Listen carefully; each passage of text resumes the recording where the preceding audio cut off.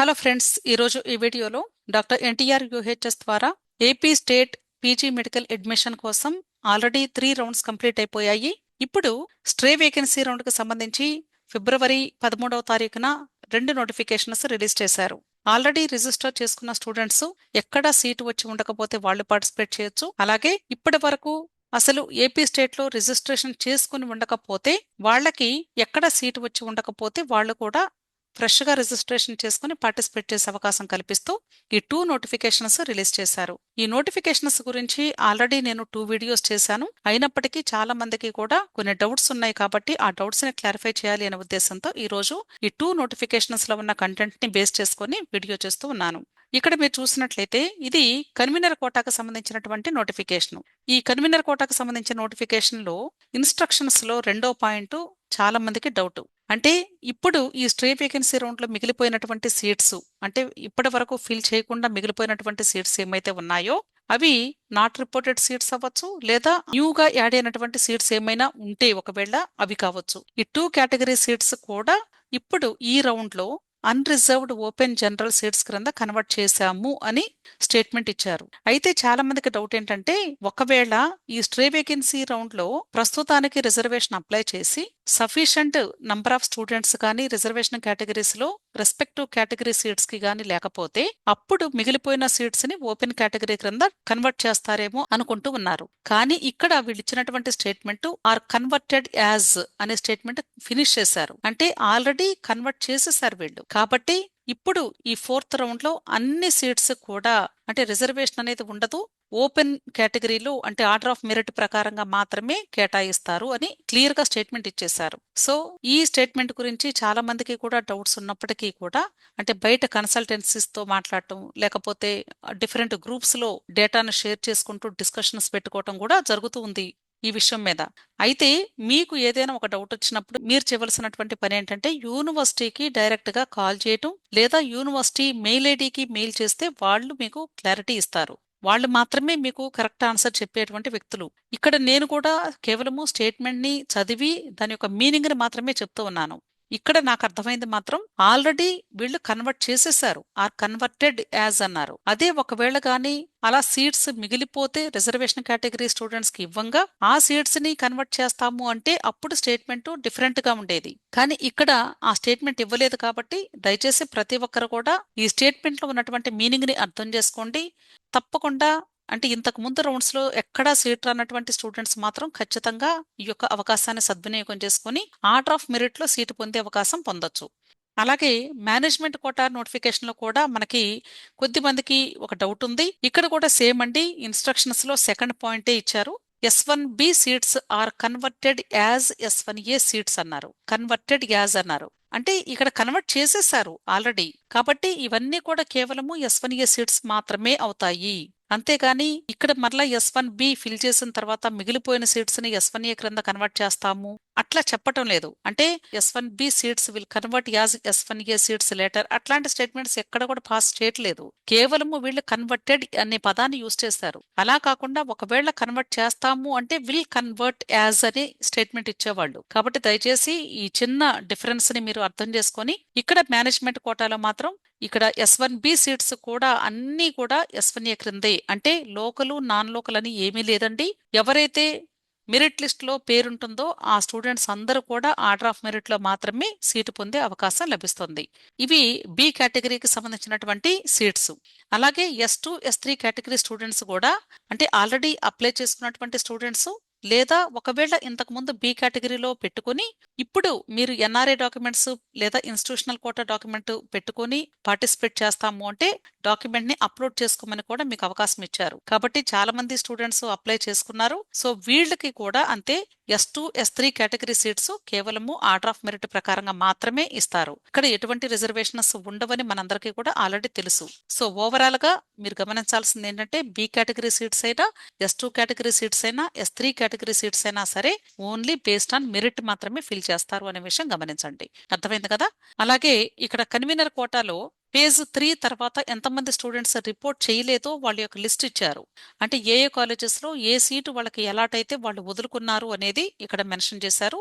టోటల్గా 3 పేజెస్లో డేటా ఉంది. అంటే చాలా సీట్స్ ఉన్నాయి. కాబట్టి ఇప్పుడు మీరు ఈ రౌండ్లో పార్టిసిపేట్ చేసి ఇక్కడ కేటగిరీ అనేది ఉండదు. ఇప్పుడు అన్నీ కూడా ఓపెన్ కేటగిరీ సీట్స్ అవ్వబోతూ ఉన్నాయి. కాబట్టి ఆర్డర్ ఆఫ్ మెరిట్లో సీటు పొందే అవకాశం పొందండి. అలాగే ఇక్కడ మేనేజ్మెంట్ కోటా చూసినట్లయితే మేనేజ్మెంట్ కోటాలో కూడా టోటల్ 4 పేజెస్లో డేటా ఉంది. ఇవన్నీ కూడా సీట్స్ థర్డ్ రౌండ్ లో ఎలాట్ అయ్యి స్టూడెంట్స్ వదిలేసినటువంటి సీట్స్. అయితే ఇక్కడ వదిలేసినటువంటి సీట్స్ ఏమైతే ఉన్నాయో ఈ స్టూడెంట్స్ ఎవ్వరు కూడా ఇప్పుడు లాస్ట్ రౌండ్ అంటే స్ట్రే వేకెన్సీ రౌండ్ కి ఎలిజిబుల్ కాదు. అంతేకాదు ఇప్పుడు all India quota fourth round అంటే స్ట్రే వేకెన్సీ రౌండ్ లో కానీ ఒకవేళ సీట్ కి అలాట్మెంట్ వస్తే వాళ్ళు ఇప్పుడు ఏపీలో జరగబోయే వెబ్ ఆప్షన్స్ పెట్టుకోబోయేటువంటి స్ట్రే వేకెన్సీ రౌండ్ కి అయితే ఎలిజిబిలిటీ ఉండదు ఖచ్చితంగా. ఈ విషయం గమనించండి. ఇక్కడ చాలా మందికి డౌట్ ఏంటంటే ఈ లాస్ట్ ఇచ్చినటువంటి నెంబర్స్ అన్ని ఏంటి అని అడుగుతూ ఉన్నారు. ఇవన్నీ కూడా వెబ్ ఆప్షన్ నెంబర్స్. అంటే మీరు వెబ్ ఆప్షన్స్ సపోజ్ మీరు ఒక 120 పెట్టుకున్నారు అనుకోండి, ఈ స్టూడెంట్ కి 105 వెబ్ ఆప్షన్ సీట్ అలాట్ అయింది అని అర్థం. అలాగే ఇక్కడ 15 ఇవన్నీ కూడా వెబ్ ఆప్షన్ నెంబరు. ఆ సీటు ఈ స్టూడెంట్ కి అలాట్ అయింది అని అర్థం. అర్థమైంది కదా. అలాగే ఇంకొక డౌట్ కూడా ఉందండి. మనకి ఇప్పుడు ఈ స్ట్రే వేకెన్సీ రౌండ్ లో కన్వీనర్ కోటాకి మేనేజ్మెంట్ కోటాకి రెండు కూడా నోటిఫికేషన్స్ ఒకేసారి రిలీజ్ చేశారు. అలాగే ఇంకొక పాయింట్ ఏంటంటే management quota stray vacancy round లో పార్టిసిపేట్ చేసే స్టూడెంట్స్ మీరు at the time of exercising web options అంటే వెబ్ ఆప్షన్స్ పెట్టుకునే టైంకి మీరు 3 లక్షల రూపాయలు పే చేసి మాత్రమే ఈ స్ట్రే వేకెన్సీ రౌండ్ లో పార్టిసిపేట్ చేయాలి అని చెప్తున్నారు. ఇప్పుడు ఫ్రెష్ గా రిజిస్ట్రేషన్ చేసుకునే వాళ్ళు లేదా ఆల్రెడీ రిజిస్ట్రేషన్ చేసుకుని రెడీగా ఉన్నటువంటి వాళ్ళు అంటే ఎలిజిబుల్ క్యాండిడేట్స్ ఎవరైతే ఉన్నారో వాళ్ళు అందరూ కూడా ఖచ్చితంగా 3 లక్షల రూపాయలు పే చేయాల్సిందే. ఈ అమౌంట్ మీకు వెబ్ ఆప్షన్స్ నోటిఫికేషన్ రిలీజ్ అయినప్పుడు అక్కడ మీకు చెప్తారు. అయినా సరే మీరు కూడా మీ లాగిన్ డీటెయిల్స్ తో అంటే యూజర్ నేమ్ పాస్వర్డ్ ఎంటర్ చేసి లాగిన్ అయినప్పుడు సర్వీసెస్ లో అక్కడ క్లిక్ చేసినట్లయితే ఈ 3 lakhs రూపీస్ కట్టడానికి లింక్ కూడా ఇస్తారు. ఆ లింక్ ద్వారా ఆన్లైన్ పేమెంట్ చేయాలి. ఇది సింగిల్ పేమెంట్ మాత్రమే చేయాలండి.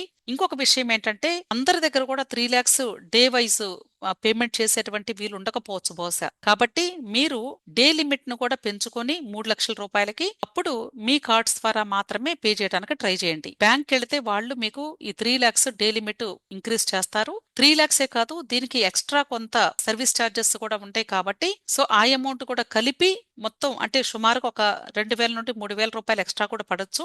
సో డే లిమిట్ మీరు కనీసం 3,05,000 రూపాయల వరకన్నా పెట్టుకొని అప్పుడు మీరు మీ కార్డు యూజ్ చేసి పేమెంట్ చేసుకోండి. ఒకవేళ మీ కార్డ్స్ పనిచేయని పక్షంలో ఇంటర్నెట్ బ్యాంకింగ్ ఫెసిలిటీ తీసుకొని అదైనా సరే ఈ లార్జ్ అమౌంట్ కి వర్క్ అవుతుందో లేదో చూసుకోండి. లేదా తెలిసిన వాళ్ళవి బాగా పరిచయస్తులు ఎవరైనా ఉంటే వాళ్ళది యూజ్ చేసుకున్నా కూడా సరిపోతుంది. కాకపోతే ఈ అమౌంట్ రీఫండబుల్ అమౌంట్ కాబట్టి ఈ అమౌంట్ మీకు ఒకవేళ సీటు రాకపోయినా లేదా సీటు వచ్చి జాయిన్ అయినా రెండు సందర్భాల్లో కూడా మీకు అమౌంట్ రీఫండ్ చేయబడుతోంది. కాబట్టి మీకు ఆ అమౌంట్ రీఫండ్ అయినప్పుడు వాళ్ళు ఇచ్చేలాగా వాళ్ళకి రిమైండ్ చేస్తూ ఉండండి. అంతేకాదు ఒకవేళ సీటు వచ్చి జాయిన్ అవ్వకపోతే మాత్రం 3 లక్షల రూపాయలు వదులుకోవాల్సి వస్తుంది. అర్థమైంది కదా. సో ఫస్ట్ మీ ఓన్ కార్డ్స్ యూజ్ చేసుకుని ఈ యొక్క అమౌంట్ కట్టడానికి ప్రయత్నించండి. ఒకవేళ వీలుగాని పక్షంలో మాత్రమే తెలిసిన వాళ్ళవి కార్డ్స్ యూజ్ చేసుకుని సింగిల్ పేమెంట్ చేసుకోండి. ఇంకొక విషయం ఏంటంటే ఈ 3 lakhs రూపీస్ కట్టేటప్పుడు కూడా మీరు జాగ్రత్తగా ఆలోచించుకోండి. ఎందుకంటే ఇప్పుడు మీరు కన్వీనర్ కోటాకి ఒకవేళ వెబ్ ఆప్షన్స్ పెట్టుకొని అక్కడ సీట్ అలాట్మెంట్ గాని వస్తే ఈ అమౌంట్ తిరిగి రావేమో అని భయపడుతూ ఉన్నారు చాలా మంది. అలాంటిది ఏమీ లేదండి. కాకపోతే యూనివర్సిటీ వాళ్ళని ఒకసారి మీరు క్లియర్ గా అడగాలి. కన్వీనర్ కోటా రిజల్ట్ అనౌన్స్ చేసిన తర్వాత మేనేజ్మెంట్ కోటా వెబ్ ఆప్షన్స్ ఇస్తారా, లేక వెబ్ ఆప్షన్స్ ముందే పెట్టుకొని ఒకవేళ కన్వీనర్ కోటాలో గాని సీటు వస్తే ఆటోమేటిక్ గా మేనేజ్మెంట్ కోటాలో నుండి ఆ పేరు తీసివేసి ఈ అమౌంట్ రీఫండ్ అయ్యేలాగా మీకు ఆ యొక్క ఫెసిలిటీని ప్రొవైడ్ చేస్తారా? ఈ విషయం అంటే క్లియర్ గా మీరు యూనివర్సిటీ వాళ్ళతో మాట్లాడాలి. అంటే కన్వీనర్ కోటాకి మేనేజ్మెంట్ కోటాకి కొంత గ్యాప్ ఉంటే పర్లేదండి, ప్రాబ్లం లేదు. ఎలాగో కన్వీనర్ కోటా చూసుకుని అక్కడ సీట్ రాకపోతే మేనేజ్మెంట్ కోటాలో డైరెక్ట్ గా వెబ్ ఆప్షన్స్ పెట్టుకుని పార్టిసిపేట్ చేస్తాము. ఒకవేళ అలా కాకుండా సైమల్టేనియస్ గా రెండు ఒకే రోజు ఇచ్చారనుకోండి నోటిఫికేషన్స్, అలాంటి సందర్భంలో ఒకవేళ కన్వీనర్ కోటాలో సీటు వచ్చింది అలాగే మేనేజ్మెంట్ కోటాలో కూడా సీట్ వచ్చింది అనుకోండి, అప్పుడు ఏం చేయాలి అనేది మనకు తెలియదు. ఎందుకంటే అమౌంట్ 3 lakhs రూపీస్ కట్టున్నాం కాబట్టి. ఈ చిన్న క్లారిటీని మాత్రం తప్పనిసరిగా మీరు యూనివర్సిటీకి ఫోన్ చేయటం లేదా మెయిల్ చేసినా కూడా మీకు వెంటనే ఆన్సర్ ఇస్తారు. సో ఇదొక్కటి క్లారిటీ తీసుకోండి. అంటే నేను అనుకోవటం అయితే 99% స్టూడెంట్కి ఎటువంటి ఇబ్బంది లేకుండా సీక్యూ రిజల్ట్ అనౌన్స్ చేసిన తర్వాత వాళ్ళకి ముందుగానే అంటే రిజల్ట్ వాళ్ళ దగ్గర ఉంటుంది కాబట్టి ఎప్పుడైతే సీక్యూ అలాట్మెంట్ ప్రాసెస్ కంప్లీట్ అవుతుందో ఆ లిస్ట్ లో ఉన్నటువంటి పేర్లో కానీ ఎవరైనా మేనేజ్మెంట్ కోటాలు కానీ అప్లై చేస్తే వాళ్ళ పేర్లు ముందుగానే వాళ్ళు డిలీట్ చేస్తారు అనుకుంటున్నాను. అంటే స్టూడెంట్ కి ఇబ్బంది లేకుండా ఆ నేమ్స్ లేకుండా రిమైనింగ్ స్టూడెంట్స్ కి మాత్రమే ఇచ్చే అవకాశం కూడా ఉండొచ్చు, ఒకవేళ రెండింటిలోనూ అప్లై చేసి ఉంటే స్టూడెంట్. కాబట్టి ఇక్కడ ఈ చిన్న క్లారిటీని మాత్రం యూనివర్సిటీ వాళ్ళని అడిగితే వాళ్ళు చెప్తారు, లేదా యూనివర్సిటీ వాళ్ళు 99% మీకు ఎటువంటి ఇబ్బంది కూడా రానివ్వరు అనేది మాత్రం నమ్మండి. క్లియర్? అంతేకాదు ఇక్కడ మనకి చాలా సీట్స్ ఉన్నాయి కాబట్టి అంటే ఈ 3 లక్షల రూపాయలు కట్టడం అనేది అంత ఈజీ ఏం కాదండి. డబ్బులు ఉన్నప్పటికీ కూడా కట్టే విధానం అంటే కార్డ్స్ పనిచేయకపోవచ్చు, లేదా వేరే వాళ్ళ దగ్గర కూడా ఎటువంటి ఫెసిలిటీ కూడా లేకపోతే అలాంటి సందర్భంలో వీళ్ళు కట్టలేకపోవచ్చు. అంతేకాదు ఈ మేనేజ్మెంట్ కోటాలో అప్లై చేసే స్టూడెంట్స్ ఎవరైతే 3 lakhs రూపీస్ కట్టి పార్టిసిపేట్ చేస్తారో వాళ్ళకి సీట్స్ వచ్చే అవకాశాలు చాలా ఎక్కువగా ఉంటాయి. కాబట్టి మీకు వీలైతే అంటే ఈ యొక్క ట్రాన్సాక్షన్ కానీ చేసుకోగలిగితే మీ దగ్గర అమౌంట్ ఉండి మంచి అవకాశం అండి, మిస్ చేసుకోవద్దని నా రిక్వెస్ట్ మీ అందరినీ కూడా. కొంత అమౌంట్ స్పెండ్ చేసైనా సరే ఎలాగో రీఫండబుల్ అమౌంటే కాబట్టి మీరు భయపడాల్సింది కూడా లేదు.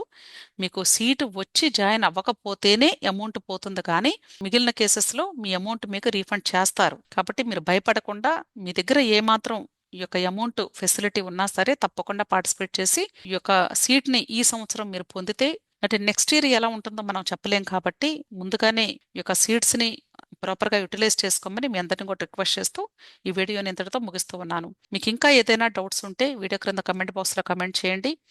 అలాగే వీడియో నచ్చితే లైక్ చేయండి, మీ ఫ్రెండ్స్ కూడా షేర్ చేయండి, నా ఛానల్ తప్పకుండా సబ్స్క్రైబ్ చేసుకోండి. Thank you.